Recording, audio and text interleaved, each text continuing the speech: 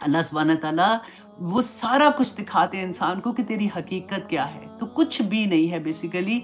और यही जवानी के जो दिन होते हैं ना, इसी में परफॉर्मेंस है बेसिकली, कि आप किस तरह से करते हैं, कैसे नहीं करते। अल्लाह के पूरी ज़िंदगी आप सोचें, सिर्फ़ यही है कि अल्लाह के अहकामात के अंदर आपने खुशियाँ मनानी है, आपने जॉब करनी है, आपने घर सँवारने हैं, आपने पार्टीज़ करनी है, आपने कुछ भी करना है। ये सब अल्लाह की देन है, अल्लाह सुब्हानह तआला की अता है, लेकिन उनको अल्लाह सुब्हानह तआला के अहकामात के अंदर करना है। बस इतनी सी बात है। अगर जिस चीज़ को ये समझ आ जाती है ना, ऑनेस्टली उनकी ज़िंदगियाँ बन जाती हैं।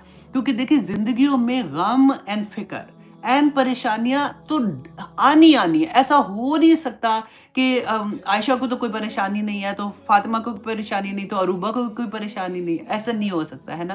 तो परेशानियाँ ज़िंदगी का हिस्सा हैं। जिसकी ज़िंदगी में कुरान खुल जाता है ना, उसके लिए उसको डील करना आसान हो जाता है।